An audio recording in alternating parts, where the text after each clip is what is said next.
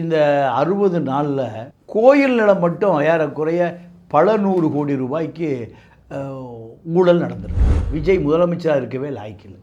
அவர் முதலமைச்சர் இருக்க வேண்டிய தேவையில் பதவியை ராஜினாமா பண்ணிட்டு வீட்டுக்கு போயிடலாம். இந்த 2 படம் எடுத்தால் மக்கள் ரசிப்பான். இப்போ இந்த ஆம்ஸ்ட்ராங் வழக்கில் சிபிஐ நியாயமாக விசாரணை செய்தால் சேகர் பாபு, செல்வ பெருந்தகை, இன்னும் பல பேர் மாட்டுவதற்கு வாய்ப்பு இருக்குது. அறந்தமிழ் நேயர்களுக்கு இனிய வணக்கம். நடப்பு அரசியல்கள் குறித்து பேசுவதற்கு மூத்த பத்திரிகையாளர் திரு தமிழா பாண்டியன் இணைந்திருக்கிறார். சார் வணக்கம். தாவேக அரசு வந்ததுலேருந்து பல அதிரடி நடவடிக்கைகள்லாம் செஞ்சுட்டு வர மாதிரி நமக்கு தெரியுது. இந்த பழனி கோயில் விஷயம், அந்த அடிவாரத்தில் இருக்கக்கூடிய நிலத்தில் என்னதான் நடந்தது? இது நீண்டகால திட்டமா? இவங்க காக்கா உட்கார பணமலை இவங்களுக்கு மேலே விழுந்துருச்சா, இல்லை இவங்களுக்கு ஏதாவது பங்கு இருக்குங்களா? அதாவது அப்பாவி மக்களினுடைய இப்படி கேட்க வைத்ததே திராவிட இயக்கம்தான். ஒரு மலையாளி இப்படி கேட்க மாட்டான். மலையாளி என்ன கேட்பான்னா, எந்தாடா விஜயோட கைக்கூலியாடா, இப்படி தான் கேட்பான். விஜய் ஊழல் பண்ணிட்டாரு தான் கேட்பான். ஏன்னா இப்போ பத்திரப்பதிவுத்துறை யார்கிட்ட இருக்கு? லோகேஷ் இருக்கு. இந்த அறநிலைத்துறை யார்கிட்ட இருக்கு? ரமேஷ். 2 பேருக்கு யார் அமைச்சர்? முதலமைச்சர் யார்? சிஎம் விஜய் தான். விஜய். அப்போ விஜய்க்கு தெரியாமல் பத்திரப்பதிவுத்துறை செயலாளரும் இந்த அறநிலைத்துறை செயலாளரும் செயல்பட முடியுமா? முடியாது. அப்போது 2 பேரையும் ஒருங்கிணைத்தது யார்? பத்திரப்பதிவுத்துறையும் இதில் வேலை செஞ்சுருக்கணும், இந்த அறநிலையத்துறையும் இதில் இப்போ சம்மந்தப்பட்டிருக்கணும். அப்போது இந்த 60 நாளில் கோயில் நிலம் மட்டும் ஏறக்குறைய பல 100 கோடி ரூபாய்க்கு ஊழல் நடந்திருக்கு. அப்போ இந்த ஊழலை ஒருங்கிணைத்தது யார்? இப்போ அதுதான் கேள்வி. ரமேஷ் இல்லை, லோகேஷ் இல்லை. ஏன்னா இப்போ லோகேஷுக்கும் ரமேஷுக்கும் மாதம் 50 லட்ச ரூபா கொடுத்துட்றாங்க. அமைச்சர்கள் யார்கிட்டையும் கை நீட்டக்கூடாது. மாதம் 50 லட்ச ரூபா. 80 சட்டமன்ற உறுப்பினர் வந்துடுவாங்களா? 108ல் 30 பேர் அமைச்சர்றாங்க. 10 லட்ச ரூபா உங்களுக்கு மாதம். எங்கேயும் விலை போயிடக்கூடாது. எங்கேயோ மேலேருந்து தலையிலேருந்து வருதா, இல்லை யாராவது தனியார் துறை இது மாதிரி செய்கிறாங்க, துறை சார்ந்து செய்கிறாங்க? நீங்கள் இப்போ இன்னும் கேள்வியே அப்பாவி மக்கள் மாதிரி தான் கேட்குறீங்க. அதாவது முதலமைச்சர் அலுவலகம் தான் இதெல்லாம் கட்டுப்படுத்து. தனி இல்லாத ஆறுல அதை தலையிடவே முடியாது. அப்படி தலையிட்டால் விஜய் முதலமைச்சராக இருக்கவே லாய்க்கில்லை. நீங்கள் நடுவில் யாரோ ஒருவர் 500 கோடி ரூபா டீலிங் பண்ணி அவன் எடுத்துகிட்டு போயிட முடியுமா? இதில் முடியுமா? முடியாது. அதாவது எப்பவுமே நீங்கள் ஒரு விஷயம் என்னென்னா, மக்கள் என்ன குழம்பி போய் தான் இருக்கான். ஜெயலலிதா ஆட்சி காலத்தில் அக்கா சொன்னாங்க, முதலமைச்சர் அலுவலகமே சொன்னதாக தான் சசிகலா 5 லட்சம் கோடி திருடுனான் 25 ஆண்டு காலத்தில், 91லேருந்து 16 வரைக்கும். இதுக்கு நடுவில் யாராவது போய் 100 ரூபா வாங்கிட்டு போயிருக்க முடியுமா? முடியாது. காரணம், சசிகலாவினுடைய முழு ஆசி ஜெயலலிதாவுக்கு இருந்தது. ஜெயலலிதாவுடைய முழு ஆசி சசிகலா. அப்போது விஜய்க்கு தெரியாமல் இந்த ஊழல் நடக்க வாய்ப்பே இல்லைங்க. இப்போ மணல் வந்து விஷ்ணு ரெட்டி கொடுத்துருக்காங்க. விஜய்க்கு தெரியாமல் கொடுக்க முடியுமா? அது முடியாது. அதிமுக ஆட்சி காலத்தில் சேகர் ரெட்டி கொடுத்தாங்க. சேகர் ரெட்டியிலிருந்து எடுத்து மணல் ராமச்சந்திர ரத்தனத்துக்கு கொடுத்தாங்க. இதெல்லாம் ஜெயலலிதா தெரியாமல் நடக்க முடியுமா? எதுவுமே ஜெயலலிதா தெரியாமல் நடக்க முடியாது. அதுதான் முதலமைச்சர் நாற்காலி. இப்போது எல்லா ஊழலுமே விஜயுடைய கவனத்துக்கு போய் தான் நடந்திருக்கு. விஜயுடைய கவனத்துக்கு போய் அவர் முதலமைச்சர் இருக்க வேண்டிய தேவையில் பதவியை ராஜினாமா பண்ணிட்டு வீட்டுக்கு போயிடலாம். இந்த 2 படம் எடுத்தால் மக்கள் ரசிப்பான். நீங்கள் புஷி வீட்டில் பாண்டிச்சேரி கெஸ்ட் ஹவுஸ் பக்கத்தில் தான் இருக்குது. அங்கே 11 மணிக்கு டு 2 மணிக்கு 40 கார் நிற்கிது. என்ன 40 கார்? என்ன வேலை 40 காருக்கு? டீலிங். இதெல்லாம் எழுதப்படாத விதி. இதுக்கு அப்போ இது யாரோ புஷுக்கு தெரியாமல் ஏதோ சைடில் யாரோ வர்றாங்களோ அப்படியே இருக்குமா? இருக்காது. எல்லாமே இந்த 100 கோடி ரூபாய் பணம் எங்கே போயிருக்கு? முதலமைச்சர் அலுவலகத்திலிருந்து உத்தரவு வராமல் அந்த சப் ரிஜிஸ்டரை இந்த வேலையை செஞ்சுருக்க மாட்டார். HRNC கமிஷனர் அப்ஜெக்ஷன் எதிர்ப்பு தெரிவிக்காமல் அமைதியாக இருக்க மாட்டார். இதுக்கு நடுவில் யாராவது இந்த வேலையை செய்ய முடியுமா? முடியாது. முதலமைச்சர் அலுவலகத்திலிருந்து உத்தரவு வந்தால்தான் இந்த இடத்த சட்டத்துக்கு புறம்பா யாரை கையை காமிக்கிறாங்களோ அவனுக்கு கரை பண்ணி கொடுப்பான். அப்போ நடுவில் 100 கோடி எங்கே போகும்? ஆணையாளருக்கு போகுமா? சப்ரிஜிஸ்டாருக்கு போகுமா? எங்கே போகும்? தலைமைக்கு. அதுதான் தெளிவாக இருக்கணும். தமிழருக்கு அரசியலே தெளிவாக தெரியல. இன்னைக்கு கூட அமைச்சரவை எந்த மந்திரியும் ஊழல் லஞ்சத்தில் மாட்டினால் நாங்க உடனடி நடவடிக்கை வந்து யாருன்னு பார்க்க மாட்டேன், தூக்கிடுவேன். ஒவ்வொரு ஆபீஸ்லயும் லஞ்ச அந்த டிவிஎஸ்சி நம்பர், வாட்ஸ்அப் நம்பர், மின்னஞ்சல் முகவரி எல்லாம் இருக்கணும் அப்படின்னு எல்லாம் காட்டும்போது மக்கள் ஓ விஜய் நல்லா பண்றாங்க. அதுதான் மக்களை ஜெயலலிதா ₹1 தான் சம்பளம் வாங்குச்சு. நான் சம்பளமே வேண்டாங்க, எனக்கு ₹1 கொடுத்தா போதும். 92 சாக வரைக்கும் அதுதான். அப்போ அப்படியே 62 கோடி ரூபா லஞ்சம் வாங்கி ஜெயிலில் கிடந்தது. பள்ளி பாய்ச்ச பெரிச்சாலியில் கிடந்தது. நான் ₹1 இந்த அரசியல்வாதிகள் போலி வாக்குறுதிகளும் அரசியல்வாதிகளும் பிரிக்க முடியாது. இப்போ நான் என்ன கேட்குறேன், லஞ்ச ஒழிப்புத்துறை ஒரு துறை இருக்கா இல்லையா? தமிழ்நாடு முழுக்க இல்லையா? எந்த ஆட்சி வந்தாலும் இருக்கும். லஞ்சம் வாங்கின பூரா அந்த துறை பிடிக்குதா? யதார்த்தமாக பேசுவோம். லஞ்சம் வாங்கின பூரா அந்த துறை பிடிக்குதா? இல்லை. எவனாவது மனித சொரணை உள்ளவன் விஜிலன்ஸுக்கு போய் பணம் கேட்குறான்னா அவன் கெமிக்கல் நோட்டை 10 நோட்டை கொடுத்து அனுப்புவான். ஆனால் காலையில் அவனுடைய சீட்டில் உட்கார்ந்துலேருந்து 6 மணிக்கு எந்திரிச்சு போக வரைக்கும் எத்தனை வேட்டை பணம் வாங்குறான். ஆர்டிஓ ஆஃபீஸில், ரிஜிஸ்ட்ரேஷன் ஆஃபீஸில், விஓ, தலையாரி, ஆர்ஐ, டெப்டி தாசில்தார், ஆர்டிஓ, டிஆர்ஓ, கலெக்டர், எஸ்பி. லஞ்சம் வாங்காத ஒரு ஆளை காமிங்க. அப்படி ஏதாவது இருக்கா? இருப்பாங்க, நமக்கு தெரியாமல் போயிருப்பாங்க. இதை வேலை பார்க்க முடியாது. நீ இடத்த காலி பண்ணிடுறோம். பொன்மணிக்கு வேலை பார்க்க முடியல. எத்தனை கேஸு, எத்தனை பிரச்சனை. சகாய வேலை பார்க்க முடியுதா?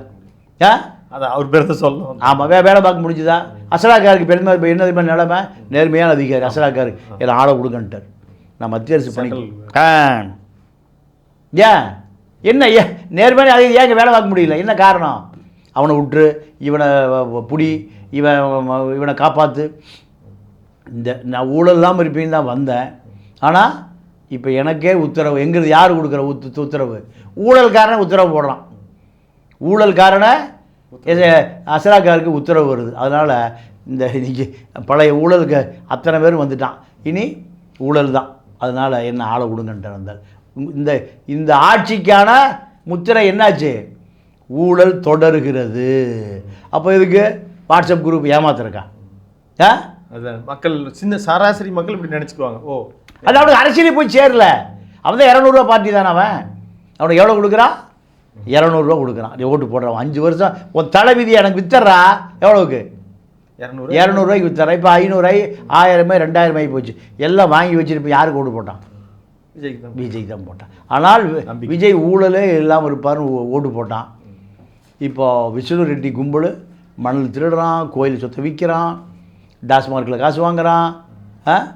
திருவேற்காடில் 300 கோடி ரூபாய் இடம் குடியிருந்தவனுக்கு காசை வாங்கிட்டு இப்போ கொடுக்க போகிறாங்க. இந்த 300 கோடி எங்கே போகுது? திருச்சியில் சமயபுரம் சொத்து ஒன்று இருக்கான், ஒரு பெரிய காம்ப்ளெக்ஸு. அந்த காம்ப்ளெக்ஸு எங்கே யாருக்கும் கைமாற போகுது. இதெல்லாம் அந்த அதிகாரி யாருக்கு கட்டுப்படுவான் தெரியுமா? முதலமைச்சர் அலுவலகத்துக்கு மட்டும்தான் கட்டுப்படுவான். அப்போ இதெல்லாம் நடக்க ஆரம்பித்து விட்டது. இப்போ இந்த மாதிரி ஊழல் விஷயம் தொடங்கிருச்சு, தொடர்கிறதுன்னு சொல்கிறீங்க. சட்டம் ஒழுங்கு பிரச்சனையில் ஒரு பார்த்தோம்னா ஆம்ஸ்ட்ராங் கொலை வழக்கு, அது ரொம்ப பெரிய அதிர்வுகளை ஏற்படுத்தியது. அதில் சிபிஐ இடையீட்டு மனுவாக தமிழ்நாடு அரசு பண்ணியிருந்து இப்போ அந்த தாவேக அரசு வாங்கியிருக்காங்க. இந்த எஃபெக்டை எப்படி பார்க்குறீங்க? இதன் மூலமாக யாரெல்லாம் சிக்கலுக்கு வர வாய்ப்பு இருக்குது? நீங்கள் அதில் திருவேங்கடம் என்கவுண்டர் ஃபஸ்ட்டு A1 அவன் சப்ஜெக்டில் இருந்தவனை பிடிச்சிட்டு போய் சுட்டு கொள்கிறாங்க. அப்போ அவன் குற்றவாளி யார், உண்மை குற்றவாளி யார், தனக்கு யார் கட்டளையிட்டான், தனக்கு என்னது உண்மை தெரிந்தது, அவனோட புதஞ்சு போச்சு. ஏன் இது யாரை காப்பாற்றுறக்கு? ஏதோ ஒரு ஆளுங்கட்சியில் ஒரு அதிகாரத்தை காப்பாற்றுவதற்கு அது 3 பேரை என்கவுண்டர் பண்ணியிருக்காங்க. 3 பேருமே உண்மையோடு தொடர்புடையவன். அவன் எப்போ இருந்தாலும் உண்மை சொல்லிடுவான். ரெண்டாவது என்ன பண்ணாங்கன்னா, இந்த 30 குற்றவாளிகளையும் கொண்டு போய் பூந்தமல்லி சப்ஜெக்டில் தான் போட்டு வச்சாங்க. ஏன் சென்டரில் போட்டால் என்ன ஆகும், எல்லாரையும் பேசிடுவான். அங்கே அரசியல் குற்றவாளி இருக்கான், பொருளாதார குற்றவாளி இருக்கான், தகவல் கசிஞ்சு. இதுதான் உண்மை. அப்போ எதையோ மறைக்க விரும்புகிறீங்க, யார் ஆளுங்கட்சி திமுக எதையோ மறைக்க விரும்புகிறீர்கள். சரிப்பா, சுப்ரீம் இது சிபிஐ விசாரணை வேணும்னு கேட்குறாங்க. அதுக்கு போய் சுப்ரீம் கோர்ட் வரைக்கும் போய் தடவை ஏன் வாங்குறீங்க? அப்போது அரசே கொலை செய்திருக்கிறது, அரசு ஆதரவு பெற்றவர்களே கொலை செய்திருக்கிறார்கள், அரசு இயந்திரமே அவர்களுக்கு ஆதரவு அளிக்குது. அதுதானே உண்மை. அதை விட பெரிய கொடுமை பொற்கொடிக்கு கணவனுடைய பல ஆயிரம் கோடி ரூபா சொத்து, அதை மீட்டெடுக்கிறதுக்கு அதிகாரம் வேணும். அப்போ அந்த அம்மா போய் சரண்டான இடம் தெரியுமா? சேகர் பாபு. முதல்ல சேகர் பாபு இப்போ தாங்க கேண்டிடேட்டாக வந்தது. சேகர் பாபு தான் போய் சரண்டர் ஆகுது. எப்படியா எனக்கு ஒரு பதவி வாங்கி கொடு, என் புருஷன் சொத்து 5000 கோடி இருக்குது, பல பேர் அதை ஏமாத்துறான், பல பேர் பணமாக கொடுத்த என் புருஷன் கொடுத்துருந்தான், அதையும் ஏமாத்துறான், எனக்கு ஏதாவது ஒரு அதிகாரம் கொடு. இப்போ சேகர் பாபு பார்த்தார், இந்த அம்மா ஒரு தலித் பவராக வடசென்னையில் நம்ம தானே டான், பொற்கொடி வந்தால் பாதி டான் அங்கே போயிடுவான்.